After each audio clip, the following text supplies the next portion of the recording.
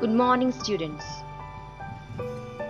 Today we are going to discuss the analysis of the poem Home They Brought Her Warrior Dead, written by Alfred Lord Tennyson. So let's begin. Home They Brought Her Warrior Dead tells the story of a woman who lost her husband in battle.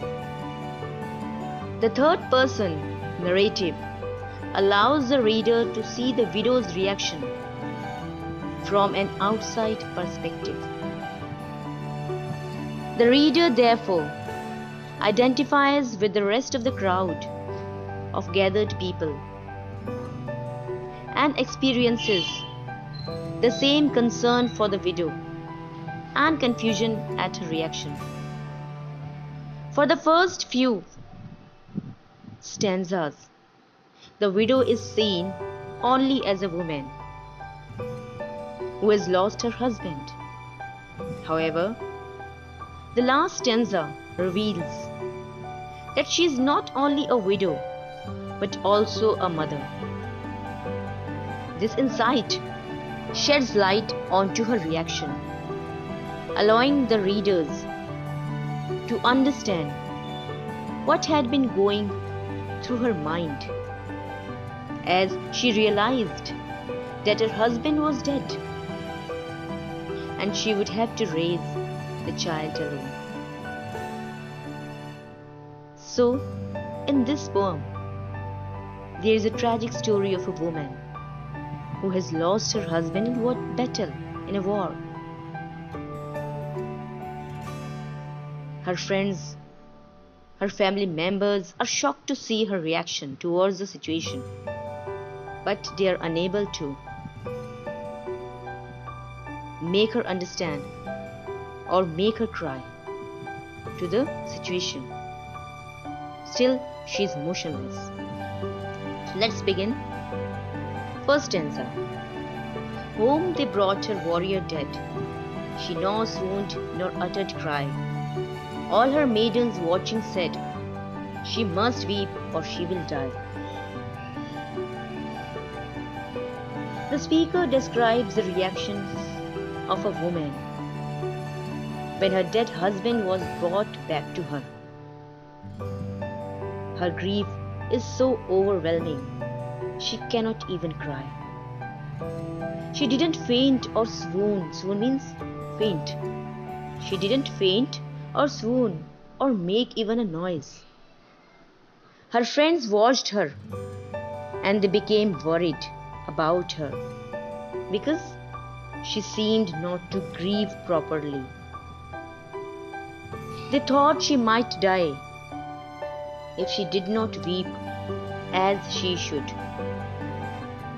They believed, they means the maidens, young unmarried women, they believed that if this woman did not grieve or did not cry, did not weep, shout, the pain she refused to let out would eventually kill her. So the maidens are asking the lady, the widow, the woman to cry. But still, she's not weeping. And each and every person is worried about her to see her situation. Stanza 2. Then they praised him soft and low, called him worthy to be loved. Truest friend and noblest foe. Truest friend and noblest foe, yet she neither spoke nor moved. Yet she neither spoke nor moved. As in many instances of death, the people around the dead man praised him. They talked about his life, about the good that he did. They called him worthy to be loved. Why? Just to make her cry. And they talked about the kind of friend he was to them. They called him true and noble. Yet, as the people around her grieved they are very sad, and spoke memories. The wife of the dead man could not speak nor move. She remained still. No one knew what was going on in her mind, but she seemed to be in a state of shock. No amount of reminiscence seemed to bring tears to the widow's eyes. She was yet unmoved. Perhaps she was unable to accept the death.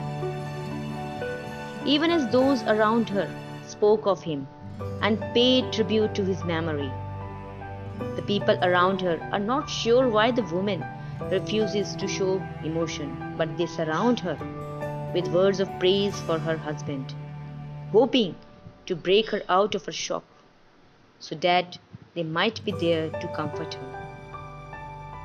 Stanza 3.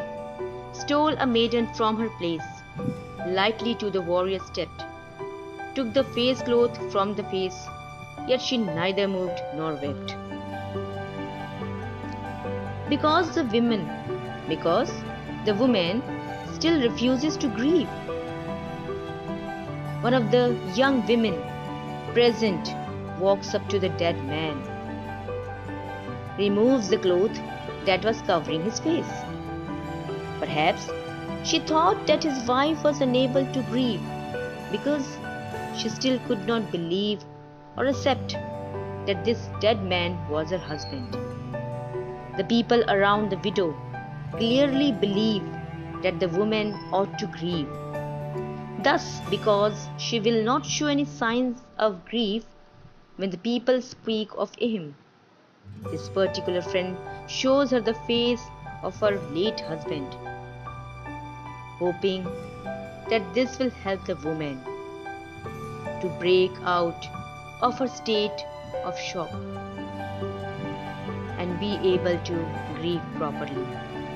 Now everyone wants that the woman who has lost her husband must weep, must cry, but still she was neither moving nor weeping nor crying. She was still motionless. No reaction towards the situation. Stanza 4. Rose a nurse of 90 years, set his child upon her knee. Like summer tempest came her tears. Sweet my child, I live for thee. Like summer tempest came her tears. Sweet my child, I live for thee. Sweet my child, I live for thee. Here, with this stanza, the speaker finally reveals to the readers the reason for the widow's silence. She has not been unfeeling or careless of her husband's death. She has not even been in shock or disbelief like the people around her thought. Rather, she has been paralyzed with fear. She did not think about her own pain at losing her husband. Rather, she thought of the poor child. It was not until she saw the child's nurse sit the child upon her knee that she burst forth in uncontrollable tears that came like a summer tempest. Tempest means a storm, a violent storm. That she burst forth in uncontrollable tears that came like a summer tempest. When she saw her child, she cried out, "Sweet my child, I live for thee." Thee here means you. She says, "Oh my child, I will live for you. You are my life." So I hope you have understood this poem. Thank you and have a nice day.